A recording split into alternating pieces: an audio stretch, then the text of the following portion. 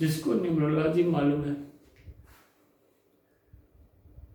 वो भी, और जिसको न्यूमरोलॉजी नहीं मालूम है वो भी 8 नंबर से बहुत घबराते हैं। 8 नंबर के बारे में कुछ सच और कुछ भ्रांतियां पूरी तरह फैल गई हैं। नमस्कार, मैं अशोक त्यागी और आज का इंटरेस्टिंग टॉपिक है नंबर 8।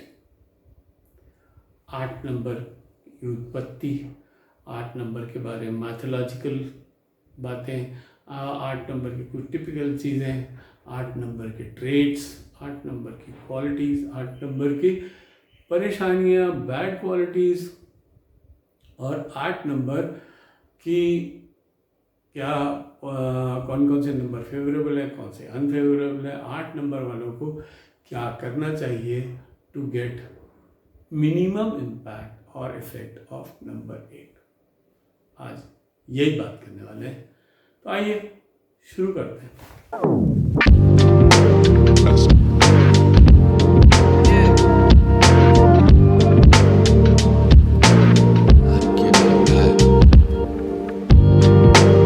तो आज का टॉपिक है नंबर 8।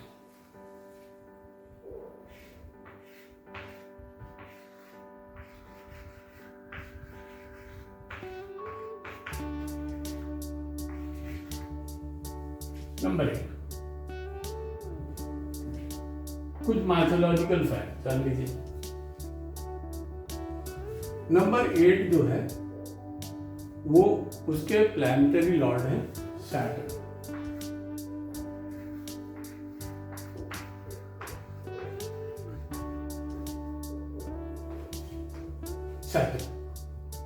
और सैटर्न सूर्य पुत्र है।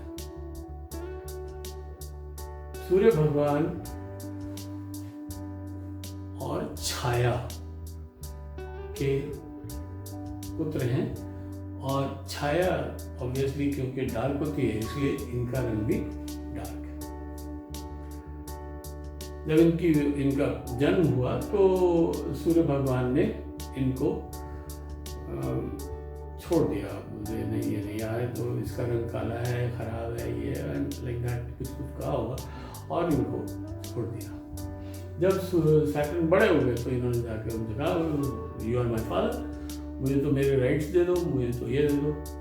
तो उन्होंने उसको देने से मना कर दिया और इन लोगों की आपस में लड़ाई हो गई, और लड़ाई बहुत हो गई कि इतनी कि ये न्यूमरोलॉजी में वर्स्ट कॉम्बिनेशन है 1 and 8 का। ठीक है, एंटी कॉम्बिनेशन इसको कहते हैं, एंटी है। बाकी तो अनफेवरेबल या बैड या अनलकी कॉम्बिनेशन कह सकते हैं, ये एंटी कॉम्बिनेशन। ठीक है, और ये तो है कुछ मैथोलॉजिकल फैक्ट। अब आप देखिए 8 नंबर, अगर आप देखेंगे तो 8 नंबर 1 0 और दूसरा 0, ठीक है, 8 बनता है। 3 नंबर को अगर आप देखें तो इसकी मिरर इमेज भी ऐसे आती है, इन दोनों को ज्वाइन कर लीजिए फिर भी 8 बन जाता है। 3 नंबर होने की वजह से इनके पास नॉलेज होती है, दम नहीं होते हैं, दे हैव इंटेलेक्ट। 3 नंबर की वजह से, ठीक है ना, ये है इनके अंदर। दूसरा है एक, हाँ ये 0 0 है। 0 की भी वैल्यू तब होती है जब वो किसी भी अंक के राइट साइड पर था। लेफ्ट साइड में रहने में उसका कोई फर्क नहीं पड़ता। अगर ये राइट साइड में आएंगे तो ये वैल्यूएबल हो जाते हैं, उनकी कदर बढ़ा देते हैं। 1 नंबर के आगे 0 लगा दो 10 हो जाता है, एक और लगा दो 100 हो जाता है। इसी तरह से जितने 0 बढ़ते जाएंगे उतनी उसकी वैल्यू बढ़ती चली जाती है। अगर राइट साइड में, लेफ्ट साइड में आप कितने बढ़ा लीजिए कोई फर्क नहीं पड़ता। एक चीज और है, वो ये है कि अगर आप इसको देखें तो ये, अगर इसको ऐसे टिल्ट कर दें तो ये इन्फिनिटी का साइन है, अनंत,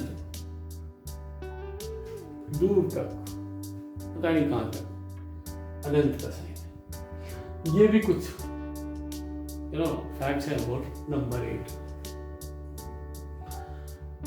अब नंबर 8 के बारे में जो सबसे इम्पोर्टेंट बात है वो ये है कि नंबर 1 को कर्म फल दाता, दंडाधिकारी, ऑनेस्ट, तो क्या हो गया, ये जस्टिस,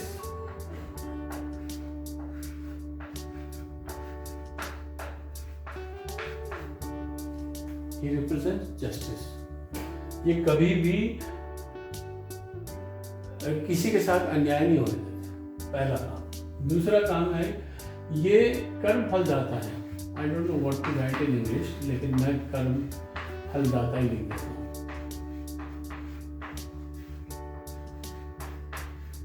आई होप आपको समझ आ जाएगा।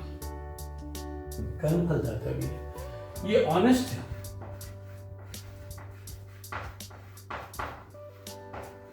ऑनेस्टी इनका ट्रेट है। और जो सबसे बड़ा है वो इनका वो है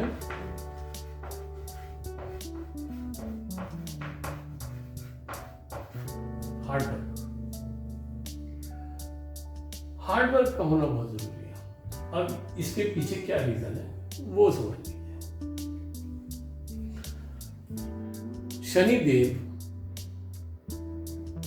हमारी पृथ्वी का चक्कर लगाने के लिए 30 साल लगते हैं, तो कितनी स्लो हो गई। चंद्रमा 2.5 दिन में एक चक्कर लगा लेते हैं और सूर्य 1 महीने में लगा लेते हैं। इनको 30 साल लगते हैं वही डिस्टेंस ट्रैवल करने में। नहीं, ये बहुत दूर है, इनका डिस्टेंस बहुत ज़्यादा है, तो इसलिए इनके पास जो भी एक्टिव मतलब काम होता है वो धीरे धीरे होता है, स्लो होता है। हार्ड वर्क करने वाले होते हैं क्योंकि ये रिप्रेजेंट करते हैं वर्किंग क्लास को। ये राजा नहीं है, राजा है सूर्य देवता। राजा है इसलिए वो सबको देखते हैं, वो नहीं देखते कि ये चोर है या ये धर्मात्मा है, ये राजा है कि ये रंक है, भिखारी है कि ये बिजनेसमैन है, वो नहीं देखते। सबको बराबर सूर्य की रोशनी देते हैं, सूर्य की गर्मी देते हैं, प्लांट्स को पैदा करते हैं, पानी आता है, सब कुछ होता है, जीवन मिलता है सूर्य देवता की वजह से। वो कोई डिस्क्रिमिनेशन नहीं करते। ये बुरा करोगे तो बुरा, अच्छा करोगे तो अच्छा। ये इसमें जैसा काम वैसा फल, कर्म फल जाता है। ये दो बहुत ही कॉन्ट्रडिक्टरी है, इसलिए एक और 8 ऑपोजिट है। ठीक है, तो ये चीजें इनकी बहुत पॉजिटिव है। ये इनकी पॉजिटिविटी है हार्ड वर्क, क्योंकि ये वर्किंग क्लास को रिप्रेजेंट करते हैं। अब क्या होता है कि लोग मेहनत करते हैं 2 साल 3 साल 4 साल, कहते हैं यार कुछ रिजल्ट तो मिलता नहीं है, शनिदेव तो बहुत ऑब्स्टेकल्स डालते हैं, ये करते हैं वो करते हैं, इसलिए हम लोग हो जाते हैं। लेकिन हम अगर रिलेंटलेसली काम करते रहें तो हमें अल्टीमेटली सक्सेस मिलती है। सक्सेस मिलती है, हार्ड वर्क नहीं छूटता, हार्ड वर्क करना पड़ेगा आपको। जिंदगी जब तक आपकी सांस चल रही है आपको हार्ड वर्क करना ही चाहिए, करते रहना चाहिए। अगर कोई व्यक्ति गलती से, क्योंकि ये फाइनेंस को भी दिखाता है, ये फाइनेंस को भी बताता है,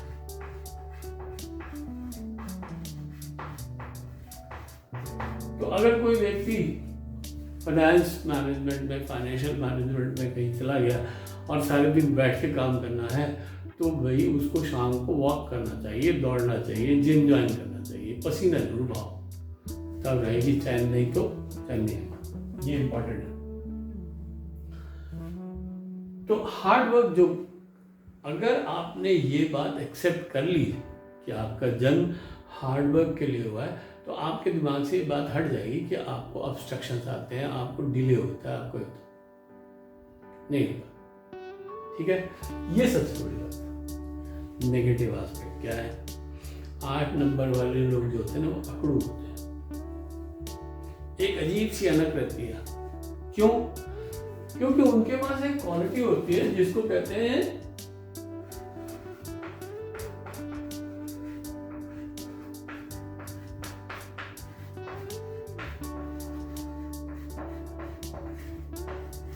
परफेक्शनिस्ट, हर चीज को बिल्कुल एकदम तरतीब से करना है, हर चीज सिस्टमैटिकली होनी चाहिए, उनकी ये एफर्ट रहती है। इस चक्कर में क्या होता है, किसी का किया हुआ काम उन्हें पसंद नहीं आता और हर एक को कहते छोड़ यार तू हट, मैं करता हूँ या मैं करती हूँ, आज तुम्हें काम करना नहीं आता, मैं बताता कैसे होता है।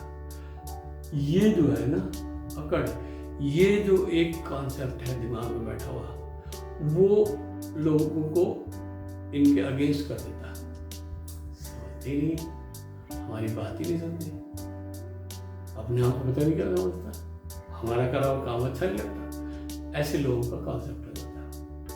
फैमिली में भी और बाहर भी, फैमिली वाले बच्चे कहने लगते हैं यार ये क्या है, इनको समझ नहीं आता है, मम्मी को भी नहीं या पापा को नहीं, समझते नहीं हमारी बात, हमें नहीं समझते, ये अपनी की तरह, वो कहते हैं हमने तो अपने हाथ से किया है, हमें मालूम है कैसे होता है, हम जानते हैं कैसे करना है, ये उनका कॉन्सेप्ट है, तो वहाँ कॉन्फ्लिक्ट है। इसलिए ये आप जितना शट ऑफ कर सके ज़्यादा अच्छा होगा, होता नहीं है। मैं भी 8 नंबर नहीं होता, ये रहती है अकड़, एक ज़बरदस्ती की अकड़ है, वो रहती है, परफेक्शनिस्ट होने की कोशिश करते हैं, ठीक है।